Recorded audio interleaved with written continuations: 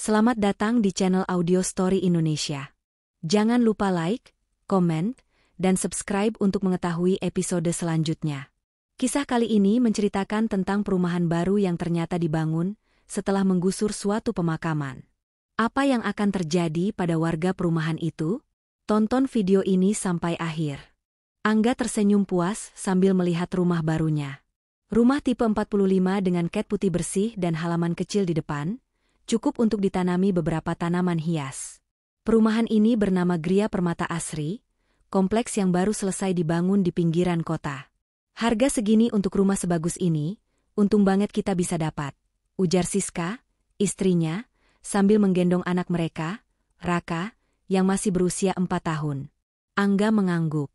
Ia sendiri heran kenapa harga rumah di sini lebih murah dibandingkan perumahan lain. Namun, setelah berkonsultasi dengan agen properti dan melakukan pengecekan legalitas, tak ada yang mencurigakan. Semua terlihat normal. Sudah bersyukur saja. Enggak mungkin ada yang aneh, kan? Jawab Angga, berusaha mengusir keraguannya. Mereka mulai beres-beres, menata perabotan yang sudah diangkut lebih dulu oleh jasa pindahan. Menjelang sore, seorang tetangga datang memperkenalkan diri. Selamat datang, Mas. Saya Pak Ridwan, tinggal di rumah ujung sana, katanya ramah sambil menunjuk rumahnya. Kalau butuh apa-apa, jangan ragu mampir. Angga dan Siska senang dengan keramahan itu. Mereka berbincang sebentar sebelum Pak Ridwan pamit dengan senyum yang sedikit aneh, seolah ingin mengatakan sesuatu tetapi menahannya. Setelah seharian sibuk, malam pun tiba. Raka sudah tertidur lebih dulu di kamarnya. Angga dan Siska akhirnya bisa beristirahat di kamar utama yang masih dipenuhi aroma cat baru. Namun, baru saja mereka memejamkan mata, sebuah suara terdengar dari jendela kamar mereka. Tok, tok, tok. Siska langsung membuka mata. Mas, itu suara apa? Bisiknya. Angga terdiam, mendengarkan dengan saksama. Tok, tok, tok. Suara itu terdengar lagi, kali ini lebih pelan. Ia menguatkan diri, bangkit dari tempat tidur, dan mengintip melalui celah tirai. Halaman depan tampak kosong.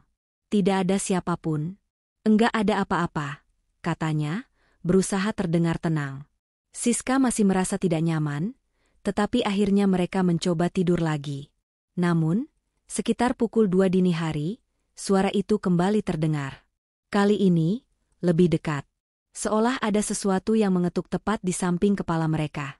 Tok, tok, tok. Siska menggigil ketakutan. Mas, coba lihat lagi. Aku takut.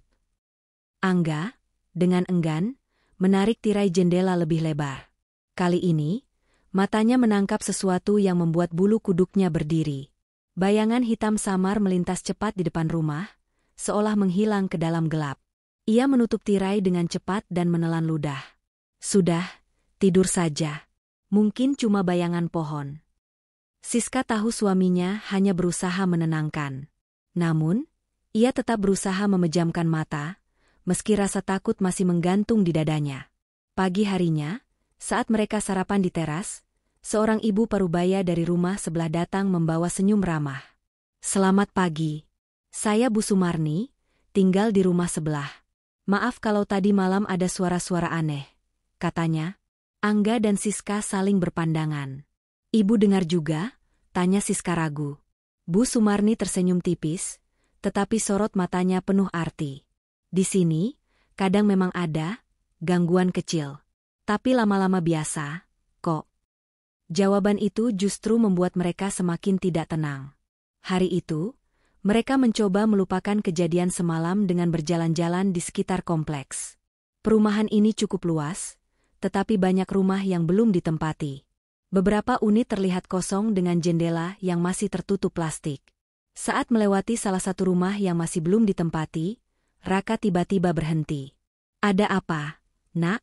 Tanya Siska. Raka menatap ke arah rumah kosong itu dengan ekspresi bingung. Itu omnya, katanya sambil menunjuk ke jendela lantai 2. Siska dan Angga mengikuti arah telunjuknya, tapi tidak melihat siapapun. Om siapa? Tanya Angga, sedikit merinding. Raka mengernyitkan dahi. Tadi ada om di situ. Dia senyum ke Raka. Angga dan Siska saling berpandangan. Rumah itu jelas kosong. Tidak mungkin ada siapapun di dalamnya. Siska menggenggam tangan Raka erat dan menariknya pergi. Ayo, kita pulang. Sepanjang perjalanan pulang, perasaan mereka semakin tidak nyaman. Apakah ini kebetulan? Atau ada sesuatu yang memang bersembunyi di perumahan ini? Saat malam tiba, ketukan itu terdengar lagi. Namun, kali ini, bukan hanya dari jendela kamar mereka. Tok, tok, tok. Suara itu terdengar dari beberapa arah sekaligus. Dari jendela ruang tamu, dari pintu belakang, bahkan dari dinding kamar Raka. Siska mulai gemetar, matanya membulat ketakutan. Mas, ada yang aneh di rumah ini? Angga berdiri dan menyalakan semua lampu. Rumah itu tampak normal seperti biasa. Tidak ada siapapun di luar. Namun, tepat saat ia hendak kembali ke kamar, terdengar sesuatu yang membuat darahnya membeku. Dari kamar Raka, terdengar suara tawa pelan. Tapi itu bukan suara Raka. Siska langsung berlari dan membuka pintu kamar anak mereka. Raka masih terlelap di tempat tidurnya, tetapi wajahnya tampak gelisah, seolah bermimpi buruk. Di sudut kamar, bayangan hitam samar terlihat berdiri. Sekilas, seperti sosok seseorang. Saat Angga menyalakan lampu, bayangan itu menghilang seketika. Kini, mereka menyadari satu hal, rumah ini bukan hanya sekadar rumah baru. Ada sesuatu yang masih tinggal di sini, dan mereka tidak sendirian. Malam itu menjadi awal dari ketakutan yang semakin nyata. Setelah kejadian suara ketukan dan bayangan hitam di kamar Raka, Angga dan Siska tidak bisa tidur dengan tenang. Mereka mencoba mengabaikan kejadian itu, menganggapnya sebagai kelelahan dan halusinasi. Namun, semakin lama, gangguan itu justru semakin menjadi. Hari berikutnya, Siska mendapati pintu dapur terbuka sendiri saat ia bangun pagi. Padahal, malam sebelumnya, ia yakin sudah menguncinya. Bukan hanya itu, ada bekas jejak tanah basah di lantai dapur, seolah seseorang dengan kaki kotor telah masuk ke dalam rumah. Mas, lihat ini, panggilnya pada Angga. Angga mengernyitkan dahi. Mungkin Raka yang keluar tadi malam? Siska menggeleng. Enggak mungkin. Dia tidur di sebelahku semalaman. Angga memeriksa pintu belakang. Tidak ada tanda-tanda rusak atau dicongkel. Namun, perasaan aneh mulai menggelayut di benaknya. Saat sarapan, Raka tiba-tiba berbicara sesuatu yang membuat mereka bergidik. Tadi malam Raka dengar suara orang nangis. Katanya polos sambil menyeruput susu. Angga dan Siska menoleh. Dari mana, Nak? Raka menunjuk keluar jendela, ke arah halaman kosong di samping rumah mereka yang belum dibangun. Dari situ. Tapi pas Raka lihat, enggak ada siapa-siapa. Angga mencoba mengabaikannya. Mungkin itu hanya imajinasi anak kecil. Namun, Siska merasa tidak tenang. Ia mulai bertanya-tanya apakah ada sesuatu yang salah dengan perumahan ini. Hari itu, Siska memutuskan untuk berbicara dengan Bu Sumarni, tetangga mereka. Bu, maaf kalau saya lancang, tapi belakangan ini di rumah saya sering ada suara-suara aneh. Bahkan anak saya bilang semalam dengar orang menangis. Kata Siska hati-hati. Bu Sumarni terdiam sesaat, lalu menarik napas panjang. Saya tahu kalian pasti mulai merasakan sesuatu. Siska menatapnya dengan bingung.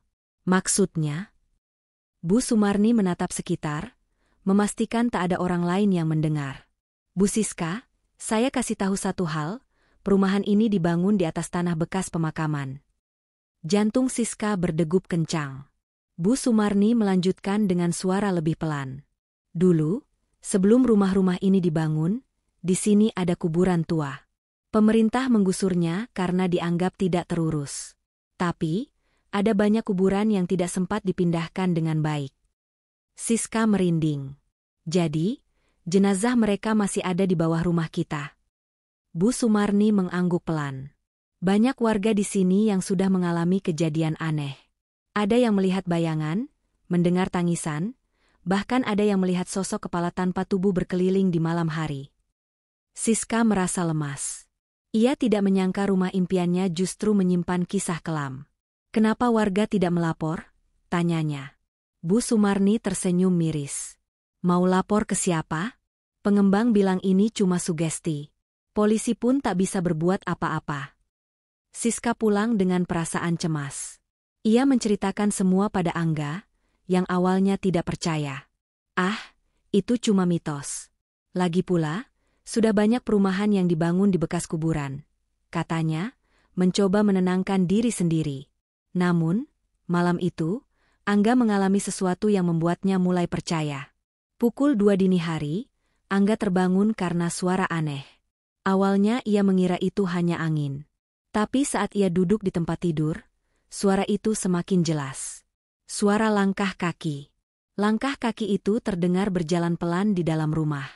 Awalnya di ruang tamu, lalu ke arah dapur. Angga menahan napas. Ia melirik ke samping, memastikan Siska masih tertidur. Dengan hati-hati, ia turun dari tempat tidur dan mengambil ponselnya untuk menggunakan senter. Perlahan, ia membuka pintu kamar dan mengintip ke ruang tamu. Kosong. Namun, ketika ia mengarahkan senter ke arah dapur, jantungnya hampir berhenti. Di depan pintu dapur, berdiri sesosok bayangan hitam tinggi, dia mematung, tanpa wajah. Angga terpaku. Tubuhnya terasa kaku. Bayangan itu berdiri di sana selama beberapa detik sebelum perlahan melayang ke belakang, menghilang ke dalam kegelapan. Angga langsung menutup pintu kamar dengan cepat dan mengunci. Ia kembali ke tempat tidur, jantungnya masih berdetak kencang. Ia melirik ke arah jendela, dan tiba-tiba, tok, tok, tok. Angga menelan ludah. Perlahan, ia menoleh ke arah jendela. Di balik tirai tipis, samar-samar terlihat bayangan wajah pucat dengan mata hitam kosong menatapnya dari luar. Ia segera menarik selimut dan menutup matanya rapat-rapat. Pagi harinya, tanpa banyak bicara, ia langsung berkata pada Siska, "Kita harus cari tahu lebih banyak tentang tempat ini." Mereka memutuskan untuk menemui Pak Ridwan, tetangga yang sudah lebih lama tinggal di sana. Namun, saat mereka sampai di rumahnya, mereka justru mendapati pintu rumah itu terbuka lebar, dan rumahnya kosong. Pak Ridwan dan keluarganya menghilang tanpa jejak. Angga dan Siska berdiri di depan rumah Pak Ridwan yang pintunya terbuka lebar. Mata mereka saling bertemu, sama-sama menyiratkan kebingungan dan ketakutan. "Kemarin dia masih ada di sini, kan?" bisik Siska. Angga mengangguk. "Iya. Kita baru ngobrol beberapa hari lalu." Mereka melangkah mendekati pintu, mencoba mengintip ke dalam. Rumah itu kosong. Tidak ada barang-barang di ruang tamu, seolah penghuninya pergi terburu-buru atau sengaja mengosongkan tempat itu tanpa memberitahu siapapun. "Pak Ridwan," panggil Angga, meski dalam hati ia tahu tak akan ada jawaban. Siska menarik tangannya. "Udah, Mas. Aku nggak enak. Kita balik aja." Angga mengangguk setuju, dan mereka pun kembali ke rumah. Tapi ketakutan kini semakin nyata. Jika benar keluarga Pak Ridwan pergi, apakah mereka juga merasakan gangguan yang sama? Apakah mereka lari karena sesuatu yang lebih mengerikan? Malam itu, saat semuanya mulai hening, Angga dan Siska mencoba tidur lebih awal. Namun, perasaan gelisah tetap menghantui mereka. Raka sudah terlelap di kamarnya, sementara Angga memeluk Siska yang masih terlihat cemas. "Mas, kita harus bagaimana?" tanya Siska dengan suara pelan. Angga tidak menjawab langsung. Ia menarik napas panjang. "Besok kita coba cari informasi lebih banyak. Aku akan cari tahu siapa yang bisa kita tanyakan soal perumahan ini." Siska mengangguk, meski ketakutannya belum hilang. Beberapa saat kemudian, Siska akhirnya tertidur. Tapi tidak dengan Angga.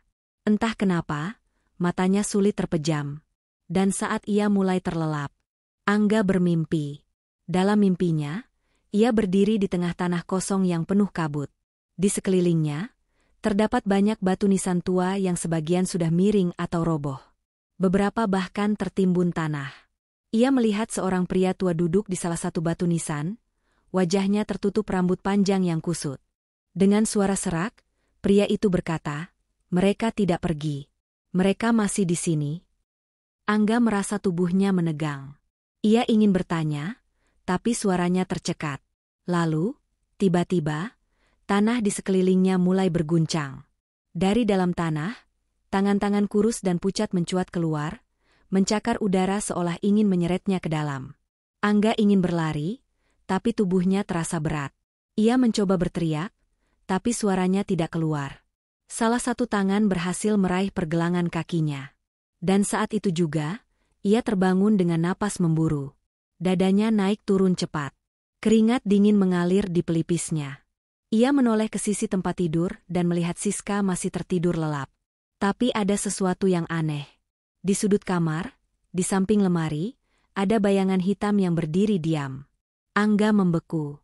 Matanya membelalak, mencoba memastikan bahwa itu hanya permainan cahaya. Namun, bayangan itu bergerak.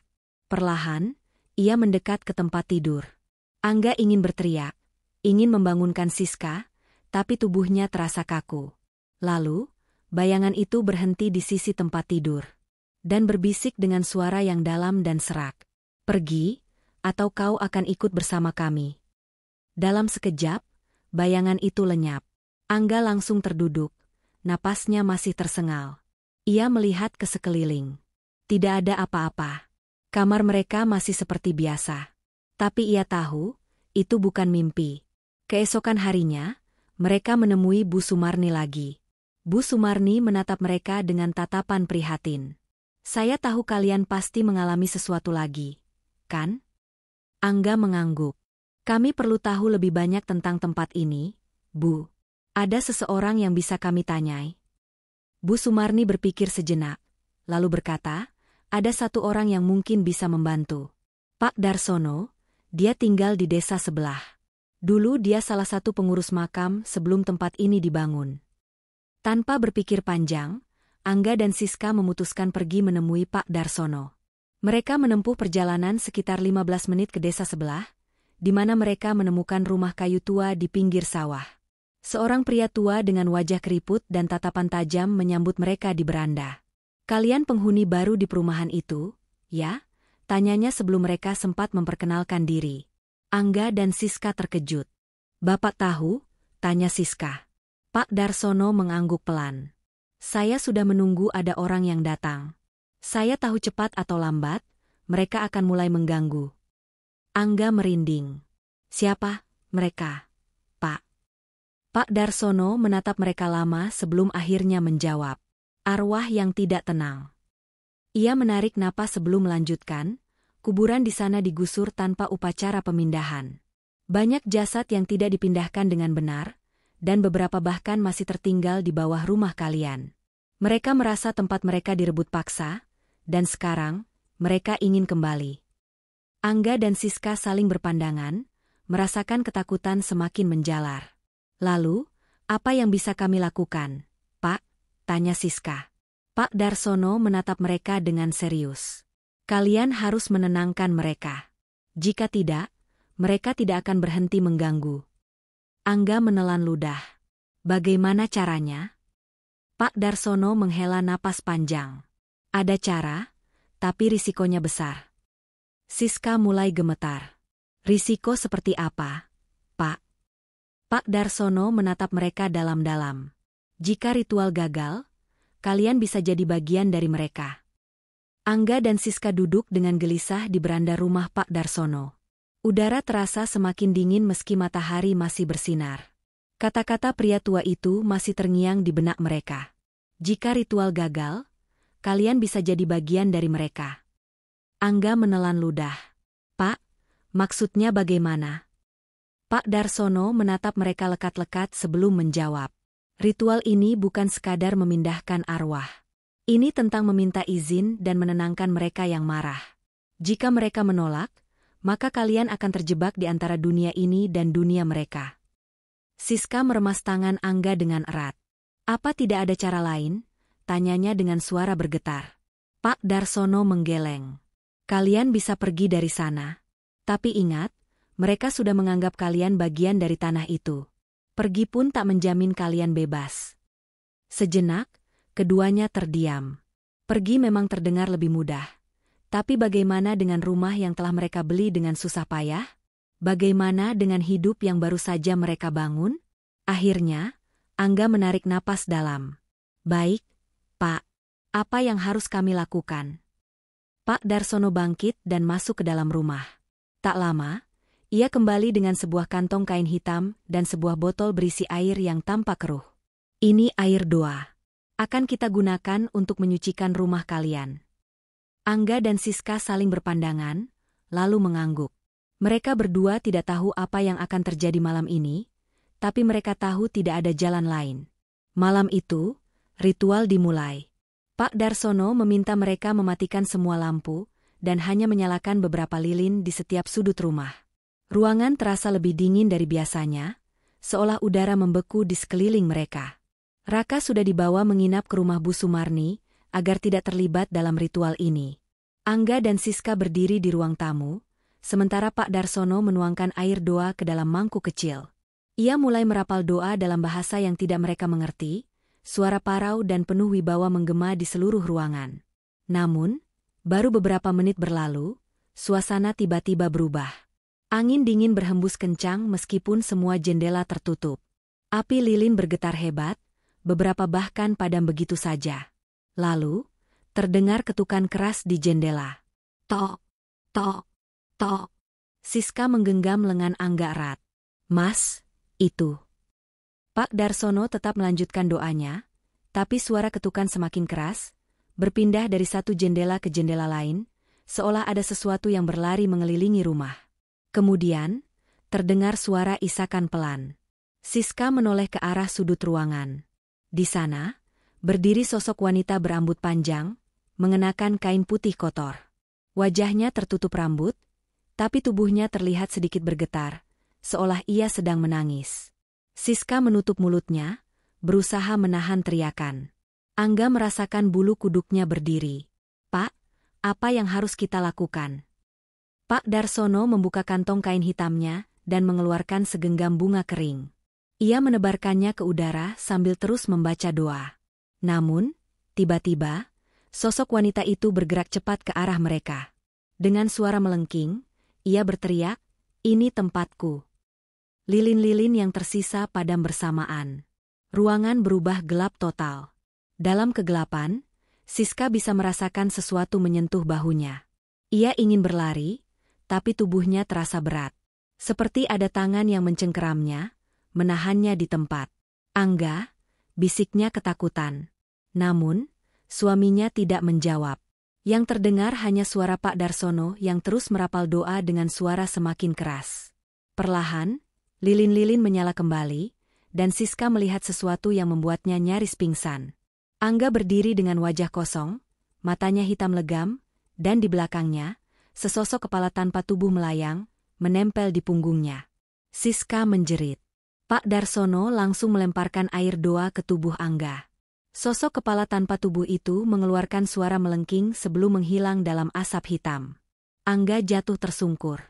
Ia terengah-engah, seperti baru saja keluar dari tempat yang sangat gelap. Siska segera menghampirinya. "Mas, kamu tidak apa-apa?" Angga masih gemetar, tapi ia bisa mengangguk pelan. Aku melihat mereka," katanya dengan suara lemah. Pak Darsono membantu mereka bangkit. "Kita hampir selesai. Tapi kita harus melakukan satu hal terakhir." Angga dan Siska mengikutinya ke halaman belakang. Di sana, Pak Darsono menggali tanah di sudut taman. Beberapa menit kemudian, sekopnya berbunyi nyaring, seperti membentur sesuatu. Ia mengusap tanah yang tersisa, dan di bawahnya, mereka melihat tulang belulang manusia yang masih terkubur di sana. Siska menutup mulutnya, merasa mual. Jasad ini belum dipindahkan. Itulah kenapa arwahnya tidak bisa tenang, kata Pak Darsono. Dengan hati-hati, ia mulai mengambil tulang-tulang itu dan memasukkannya ke dalam kain putih. Ia lalu membakar dupa dan menggumamkan doa. Saat proses itu berlangsung, angin dingin berhembus sekali lagi, lalu berhenti. Semua menjadi tenang. Hanya suara jangkrik yang terdengar di kejauhan. Pak Darsono menatap mereka dengan lelah. Sudah selesai? Untuk sementara. Angga dan Siska tidak tahu apakah mereka harus lega atau justru semakin khawatir. Tapi satu hal yang mereka tahu, ini belum benar-benar berakhir. Udara malam masih terasa dingin meski ritual telah selesai. Angga dan Siska duduk di ruang tamu dengan tubuh yang masih gemetar. Mereka tidak bisa melupakan kejadian tadi, terutama saat Angga merasa tubuhnya dirasuki, dan saat mereka menemukan tulang belulang manusia yang terkubur di halaman belakang rumah mereka. Pak Darsono menghela napas panjang, wajahnya tampak lebih lelah dari sebelumnya. Ia meneguk air dari botol yang ia bawa, lalu menatap pasangan muda itu dengan serius. Untuk sementara, mereka sudah tenang, katanya. Tapi bukan berarti masalah ini selesai begitu saja. Siska menelan ludah. Maksud Bapak? Pak Darsono meletakkan botolnya di meja. Seperti yang sudah saya bilang sebelumnya, arwah-arwah di sini masih marah karena mereka diusir tanpa penghormatan.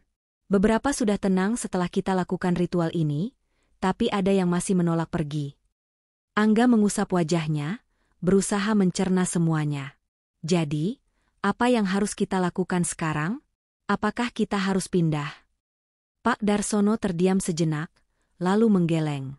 Jika kalian pergi sekarang, mungkin mereka tidak akan mengejar. Tapi rumah ini akan terus dihuni oleh mereka yang tak terlihat. Dan siapapun yang tinggal di sini setelah kalian, mungkin akan mengalami hal yang sama. Siska merinding. Ia membayangkan jika suatu hari rumah ini dijual, dan ada keluarga baru yang pindah, tanpa mengetahui apa yang pernah terjadi di sini. Jadi, Siska menggigit bibirnya. Apa ada cara lain? Pak Darsono mengangguk. Ada satu cara terakhir. Kalian harus mengadakan selamatan dan doa bersama. Tidak hanya untuk rumah ini, tapi untuk seluruh kompleks perumahan. Jika tidak, gangguan ini akan terus terjadi, bukan hanya pada kalian, tapi pada semua penghuni. Angga dan Siska saling bertatapan. Mereka memikirkan para tetangga, Bu Sumarni, keluarga Pak Ridwan yang telah pergi tanpa kabar, dan mungkin banyak lainnya yang telah merasakan gangguan serupa namun memilih diam. Apa? Mereka akan setuju? Tanya Angga ragu. Pak Darsono tersenyum tipis. Kalian harus coba. Semakin banyak yang ikut berdoa, semakin besar harapan kita bisa menenangkan mereka. Beberapa hari kemudian, Angga dan Siska mulai menghubungi para tetangga yang mereka kenal. Awalnya, banyak yang ragu, bahkan ada yang menganggap mereka hanya berhalusinasi. Tapi setelah Bu Sumarni ikut bersuara dan menceritakan pengalamannya, perlahan-lahan para warga mulai setuju.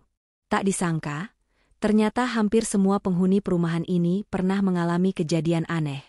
Ada yang mendengar suara langkah kaki di atap, ada yang melihat bayangan di dalam rumah mereka, bahkan ada yang pernah mendapati perabotan rumah berpindah sendiri. Akhirnya, setelah banyak diskusi, mereka sepakat untuk mengadakan selamatan besar. Malam itu, hampir seluruh warga berkumpul di lapangan perumahan. Seorang ustaz dipanggil untuk memimpin doa bersama. Pak Darsono juga hadir, duduk di antara warga dengan tatapan serius. Di depan mereka, beberapa sesajen berisi bunga, air suci, dan makanan ditempatkan sebagai bentuk penghormatan bagi arwah-arwah yang masih tersisa. Saat doa dimulai, angin berhembus perlahan. Udara yang tadinya panas kini terasa lebih sejuk. Beberapa warga merasakan bulu kuduk mereka meremang, seolah ada sesuatu yang sedang mengawasi mereka dari kejauhan. Lalu, tepat saat doa terakhir selesai dibacakan, angin kencang tiba-tiba berhembus. Lilin yang menyala di sekitar mereka padam seketika. Suara aneh seperti bisikan terdengar di telinga beberapa orang. Siska menggenggam tangan Angga erat. Namun, seketika itu juga, angin berhenti. Malam menjadi sunyi kembali. Pak Darsono membuka matanya perlahan. Ia tersenyum kecil. Mereka sudah pergi. Para warga saling berpandangan. Beberapa tampak masih takut, sementara yang lain terlihat lega. Sudah selesai? Tanya salah satu warga. Pak Darsono mengangguk. Untuk sekarang, iya. Tapi jangan lupakan mereka. Jangan lagi kita merusak sesuatu tanpa menghormati yang sudah ada sebelumnya. Semua mengangguk, menyadari pelajaran berharga dari kejadian ini. Beberapa minggu setelahnya, kehidupan di perumahan mulai kembali normal. Tidak ada lagi suara ketukan di jendela, tidak ada lagi penampakan aneh. Angga dan Siska akhirnya bisa tidur dengan tenang. Namun, suatu malam, saat Angga sedang duduk di teras rumahnya, ia mendengar sesuatu. Tok, tok, tok. Angga menoleh. Di ujung jalan, samar-samar ia melihat bayangan seseorang berdiri diam, mengawasinya dari kejauhan. Lalu, dalam sekejap, bayangan itu menghilang. Angga merasakan bulu kuduknya berdiri. Ia menghela napas panjang, lalu berdiri dan masuk ke dalam rumah. Mungkin, memang tidak semua pergi. Mungkin, ada yang masih tinggal. Terima kasih sudah menonton video ini. Sampai jumpa di video selanjutnya.